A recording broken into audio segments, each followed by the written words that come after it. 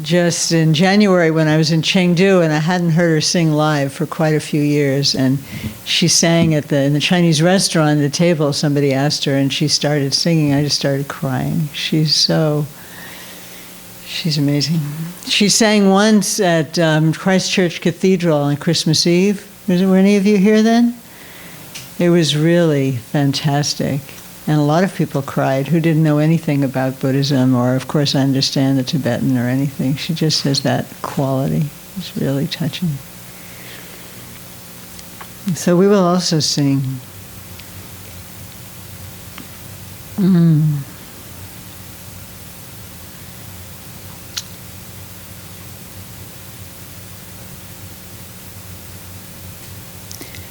So today is the first full moon of the new Tibetan year, as you know, the male water dragon year. Dragon year is said to be a particularly auspicious year, so let's hope so. And also, it is the birthday of Adzur Rinpoche, first full moon of the new year. And it's also called the Day of Miracles. In the Buddhist calendar, there are 4 special holidays where your merit multiplies 10 million times. Also your non-merit. So today is one of those days.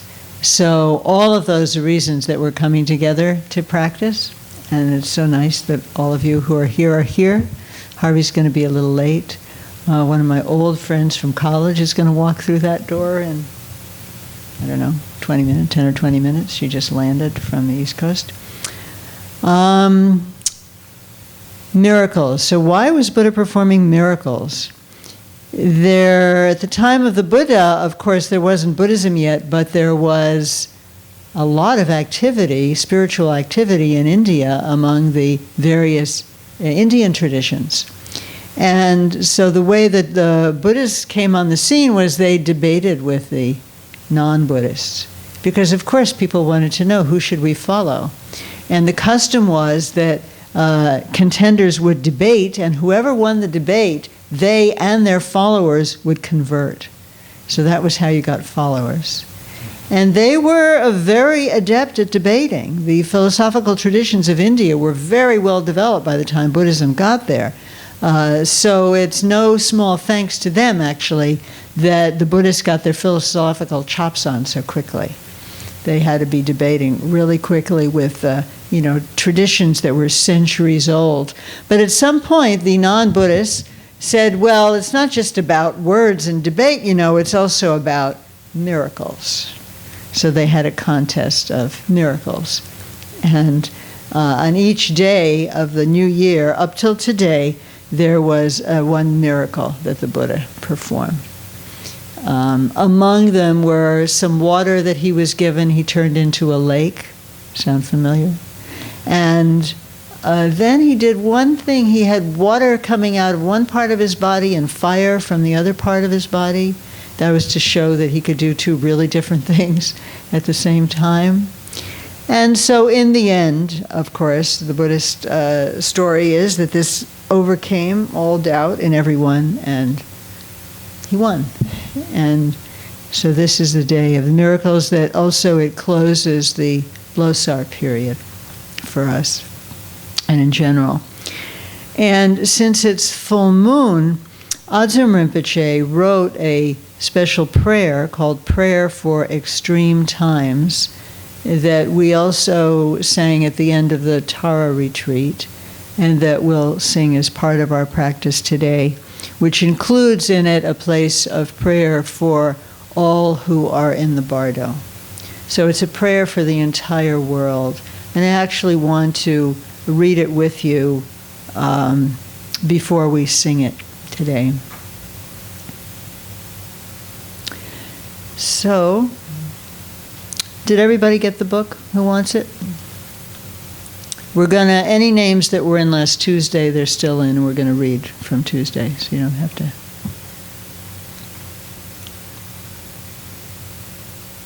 Okay.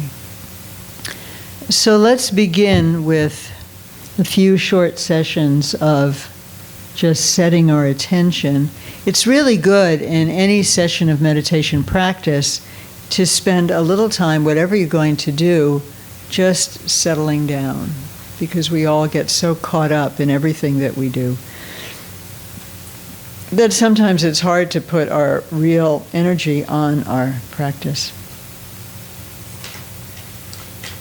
So we'll do 3 quite short sessions of maybe 4 or 5 minutes of just sitting.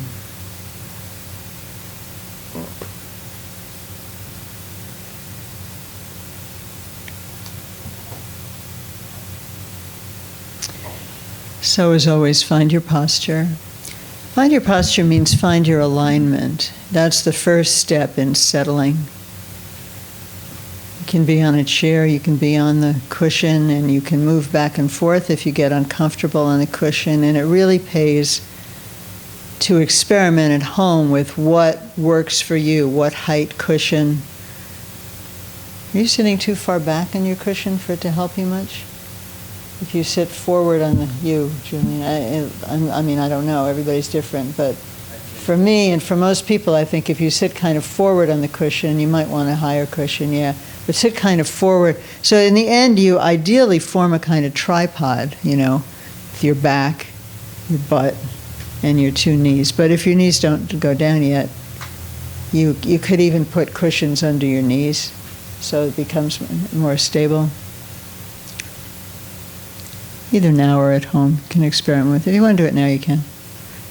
See if that helps. Eventually your knees probably go down.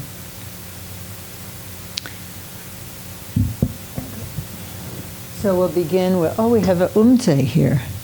Umze La. Would you kindly, we'll sing Refuge and Bodhicitta, and then we'll do our resting on breath attending meditation that you all know, I think.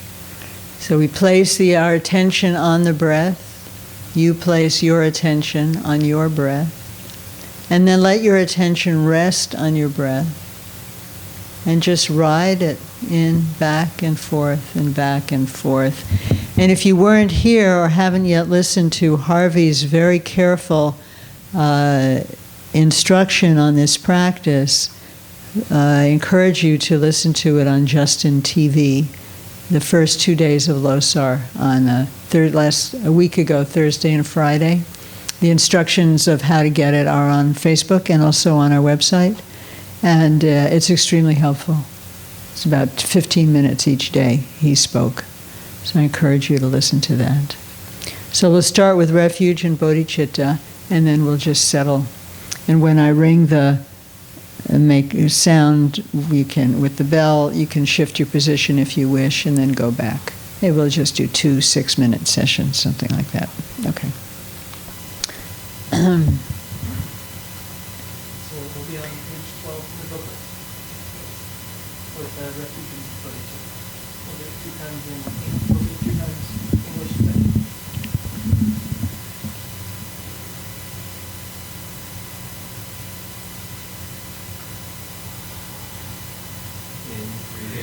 Jewels 3 root bliss-filled ones, channels wind bright orbs this Bodhi mind, essence nature moving love mandal, until full Bodhi I seek refuge. Good sum yade shik zawasum, zalung tigle rang shing chanchup sem, Ngorang shing tu jeging gorla, janjab ning vivardu jub suchi. In 3 real jewels, 3 root bliss-filled ones, channels, winds, bright orbs, this Bodhi mind, essence, nature, moving love mandal, until full Bodhi I seek refuge.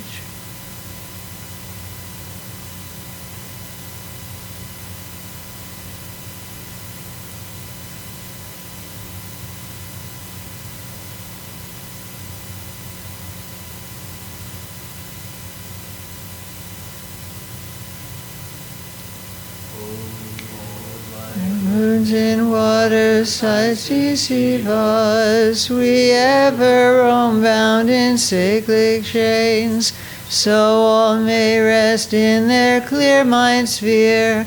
I raise Bodhi through four boundless days. O Nato Nangwa Jude Tsun Reiji Korwa Lugu Jundu Jambe Dro Rang Rega Sa Ying Sung El Suchir Teme Shi Ying Ang Ne Sem Che Do. Oh, like moons in water, tides deceive us. We ever roam bound in cyclic chains, so all may rest in their clear mind sphere. I raise Bodhi through four boundless days.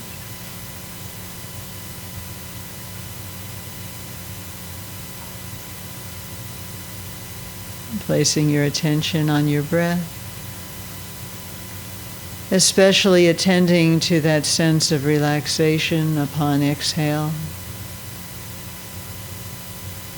and also noticing the refreshment that comes with the intake of your breath.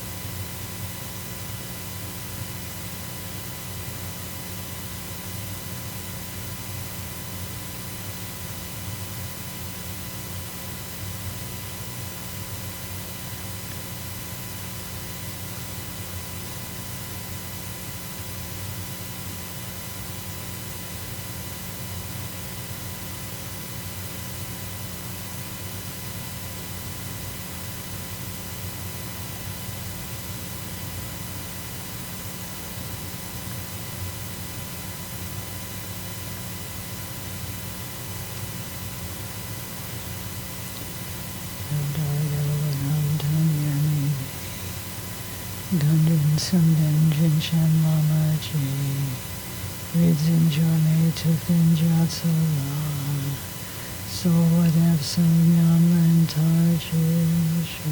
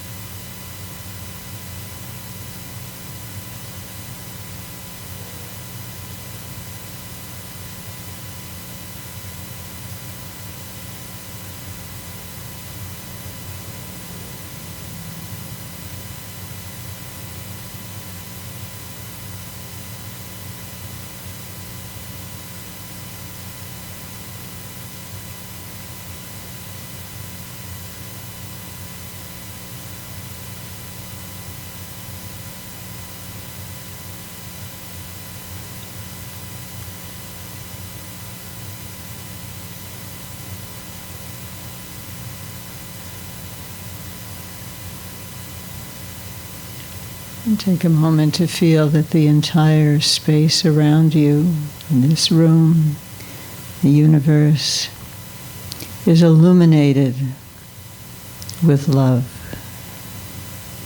with all the acts of tender caring that you have ever experienced, that anyone has ever experienced. And so when you're breathing in, as we'll continue to do for several more minutes, you're breathing in that radiance, that energy of love and tender care. And it's absorbed into you and blesses you and heals you and supports you. And in gratitude, when you breathe out, you are breathing out from this vast store of loving energy now collecting within you and offering it to everyone in the world. So we continue attending to our breath with this further understanding.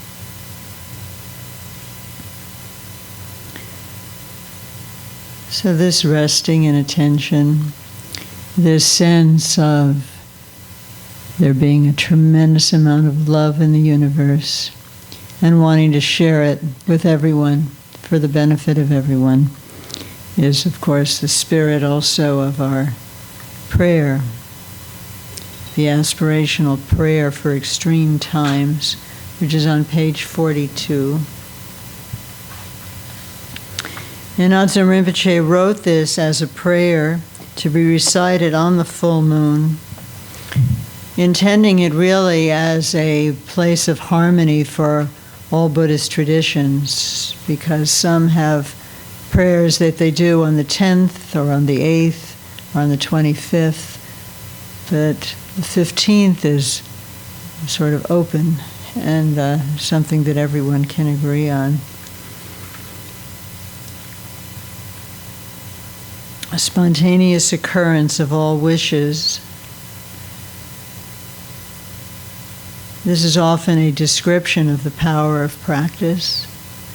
Speak of a wish-fulfilling jewel or a wish-fulfilling tree, because practice is path to alleviation of all suffering and the flourishing of all good possibilities. And so, in that sense, it is the spontaneous fulfillment of all our wishes. And extreme times refers to the present, called the Kali Yuga, a time of exceptional difficulty, but also of exceptional opportunity.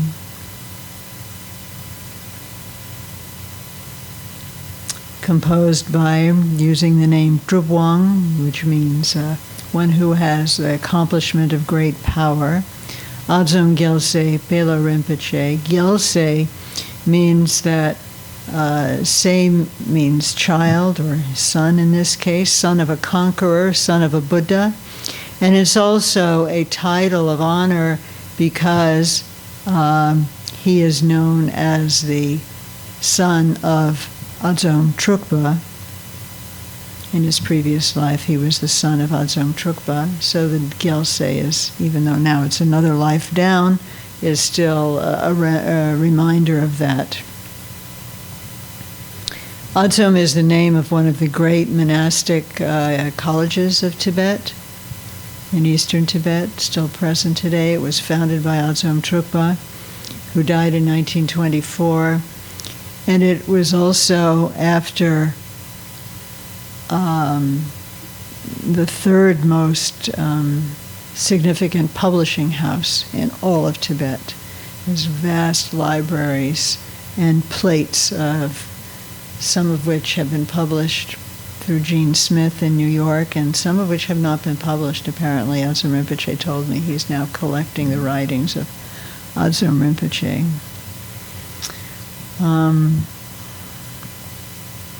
Pelo. Pe is short for Pema, meaning lotus. Pelo. What's lo short for it? Peme Wangel. Somehow lo ends up being short for Wangel, which is Adzom Rinpoche's given name is Pema Wangel. So Pelo, he's called Adzom Pelo Rinpoche. Rinpoche, of course, a title of honor. Namo Ratnatrayaya is Sanskrit. Namo means homage. It's cognate with our word name, just as we say in the name of. So in the name of, to the name of the three jewels. The three jewels, this word is translated in Tibetan often as precious rarities, because the three jewels, the Buddha, the Dharma, and the Sangha, they're rare and they're precious, like jewels. So they're called the three jewels.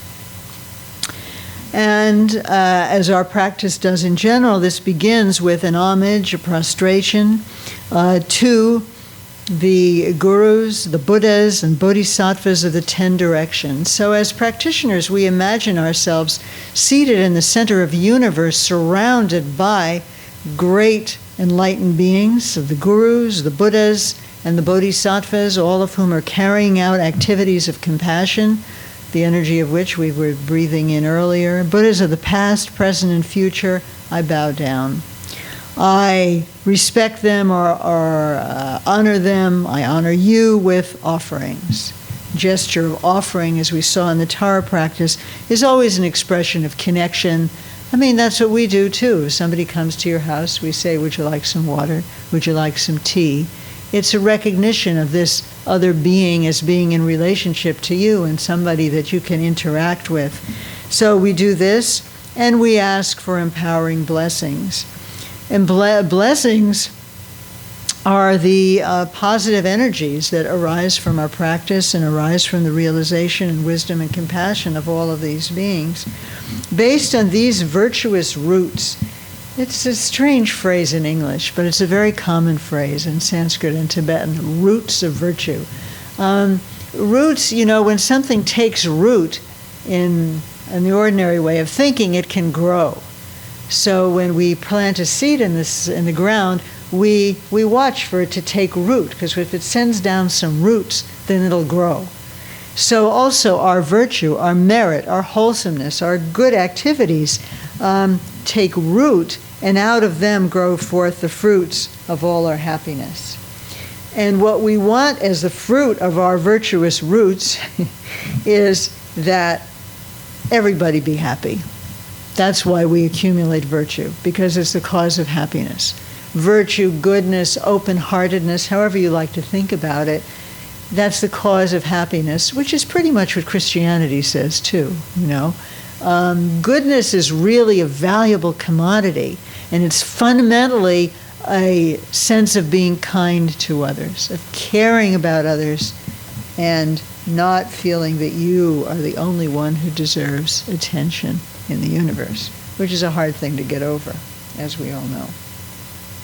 So by my virtuous roots may I and all living beings who are limitless in every one of our lifetimes, that means through to the endless future when we are completely enlightened, until then may we always, every single lifetime, come into contact with authentic mentors, as he translates it here, Gewe Shenyan, spiritual friends, people who can help us on the path, Kalyana Mitra.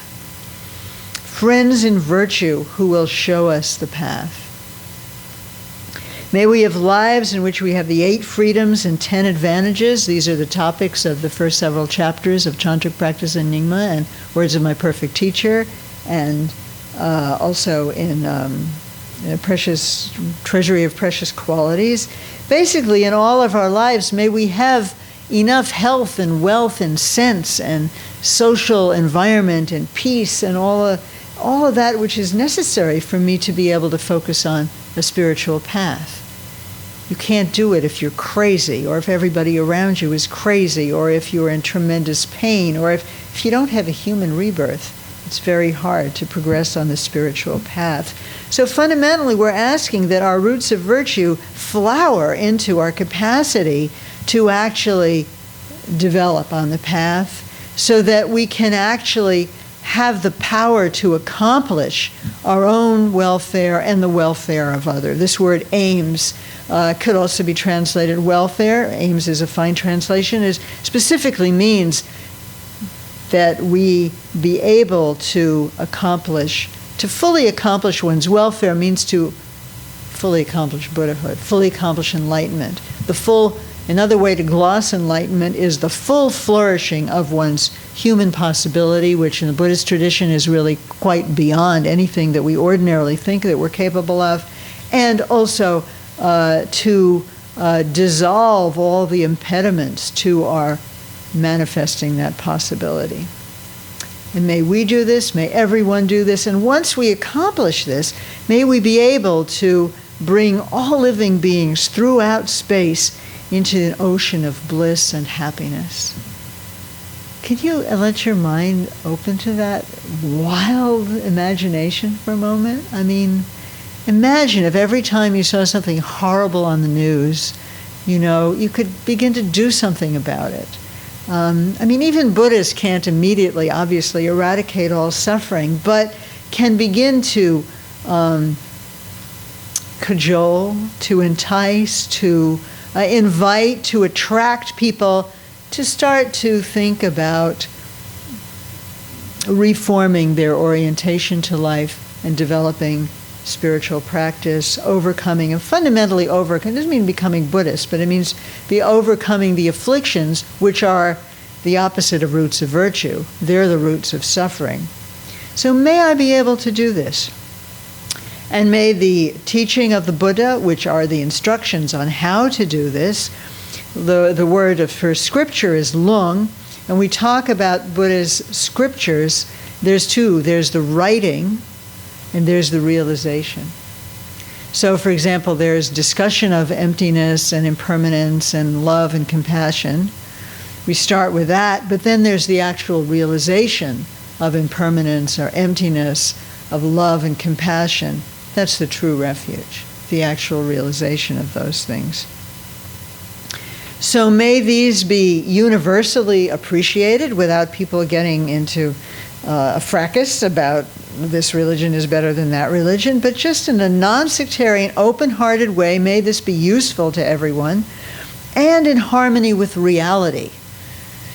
Being in harmony with reality means being in harmony with the way that things really are and understanding the way things really are. And this is the province of wisdom. When we cultivate wisdom, we're cultivating an experiential understanding of how things really are, which is very different from what we imagine. May the teachings, the explanations, and accomplishments. So again, we have the teachings, a slightly different word here now, she, which again has to do with discussion, but also accomplishment. At the end of the Tara practice, we took the siddhis, if you remember, right? The siddhi meaning accomplishment. That means we're symbolically, at least, expressing the actuality of practice actually manifesting in some accomplishment.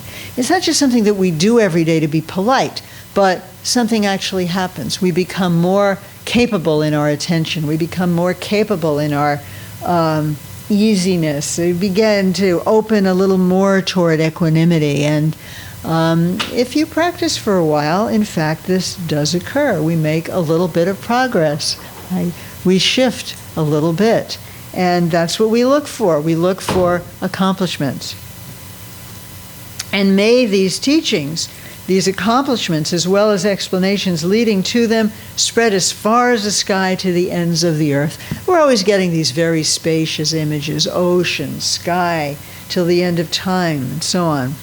May occurrences such as the disruptions caused by illness, confusion, and warfare, how much we would like to be rid of these, may they be destroyed in their own place. Just by dissolving into their own empty nature, may they be destroyed. You want one of these.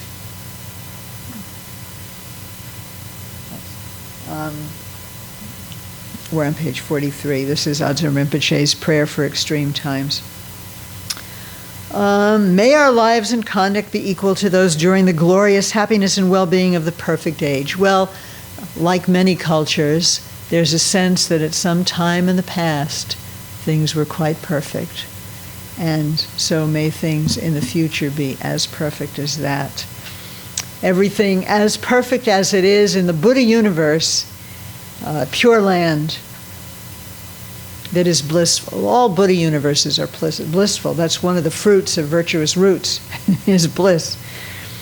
And may everyone, once their lifespan is over, which as we know is something any of us can avoid, at the time of our death and everyone's death, when all of our energies are dissolving, when we can no longer experience activity through our sense organs, may it be okay.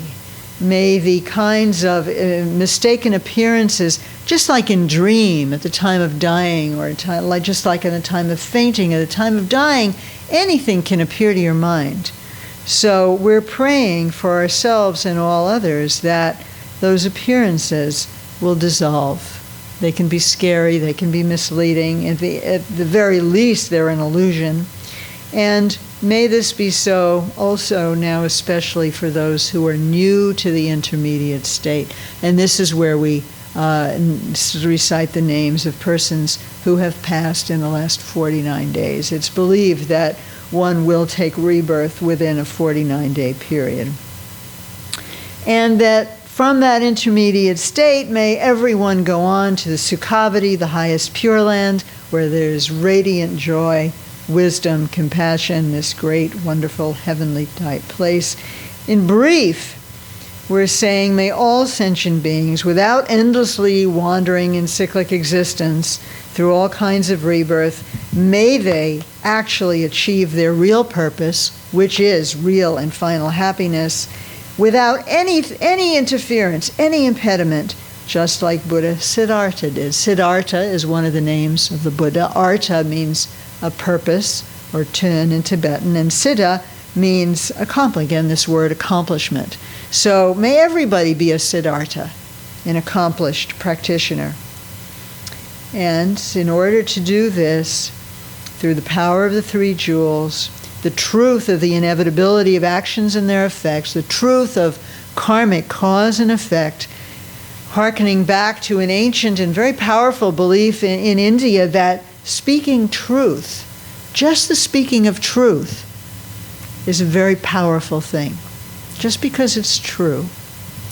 I've told some of you, I think, a story once in a retreat that Harvey and I did in India under Sri Satyanarayan Goenkaji. It was a very strong retreat, meditating 10 or 12 or even 14 hours a day, and at one point, two girls, it was mostly Westerners at that retreat, two young girls just became hysterical, and they just started weeping and weeping, and we were all in silence, and nobody knew why. But in the middle of our meditation, they started weeping, and which can happen. You know, things shift around if you're in deep meditation, and sometimes that does occur. And so Goenka just had them come and sit in front of him.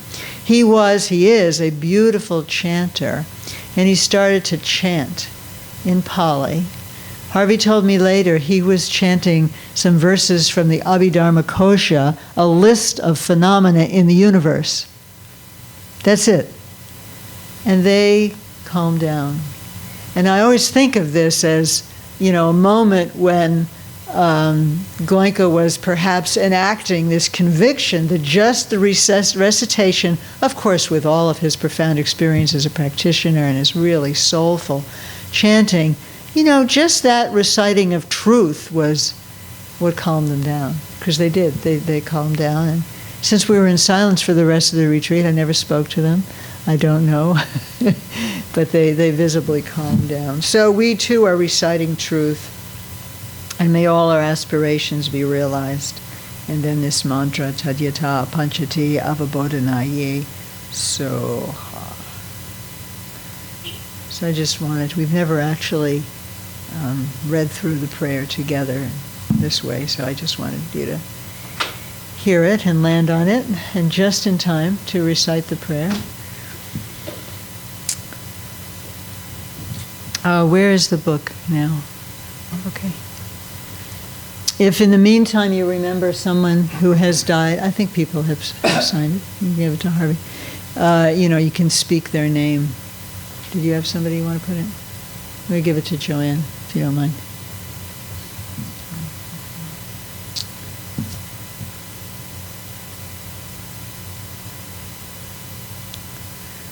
So you can imagine that all the enlightened beings are all around you, and all suffering beings are also all around you, and you are praying to them, for them. You are expressing your devotion to those enlightened beings out of your compassion for these suffering beings, including ourselves. So as we've said on Tuesdays, it's all about love. It's devotion and compassion. Okay. Umsela, would you like to?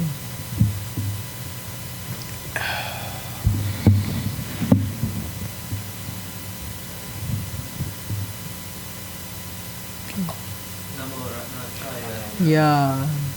Gurus, Buddhas, and Bodhisattvas are the tender actions in the past, present, and future.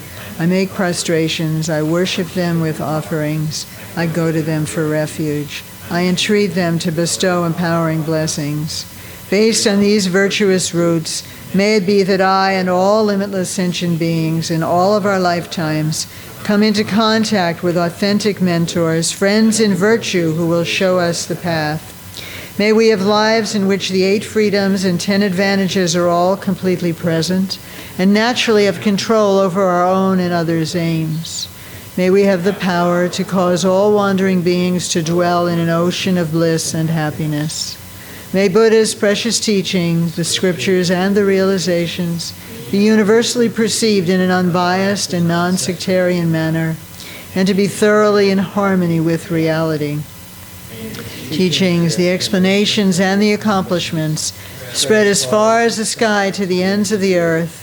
May occurrences such as the disruptions caused by illness, confusion, and warfare be destroyed in their own place.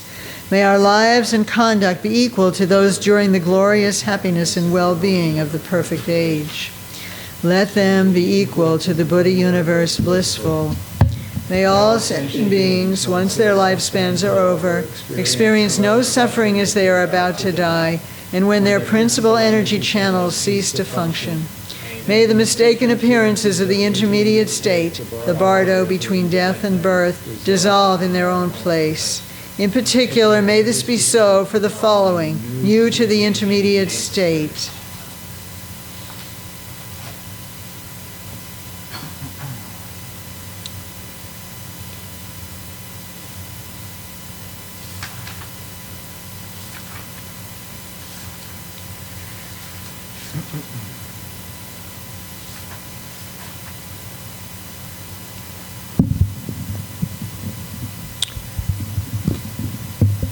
David Garcia,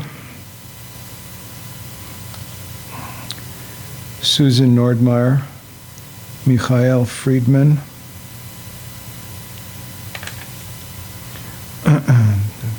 those in Tibet who have self-immolated,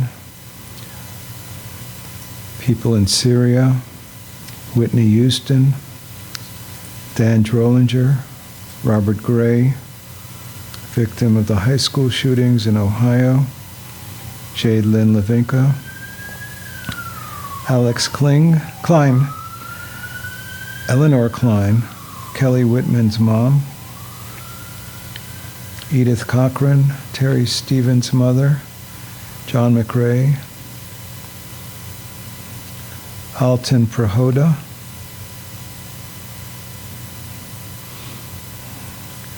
Clayton Mosley,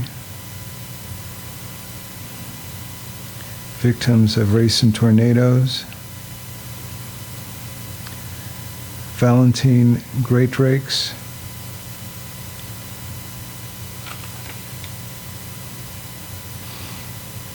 Jay Sparks, Aunt Peppy,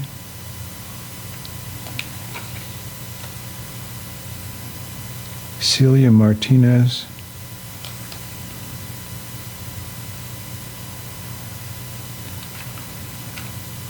Bruce Reardon, and that's it.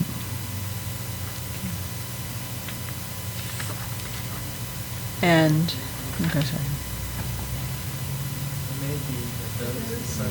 Intermediate state, be transported to the Buddha universe of Sukhavati, the joyous.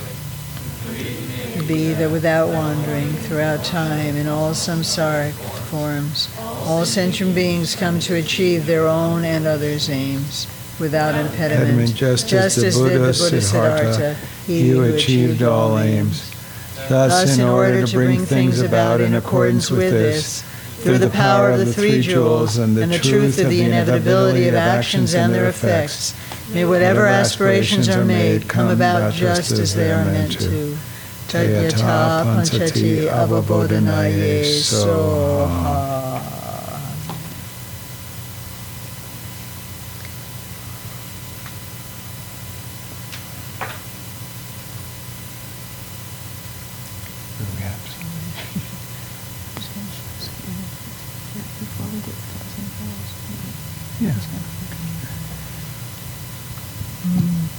So we'll conclude our dedication after seeing a few images of auspicious things. Do you have it? Yeah, yeah. Just a few slides.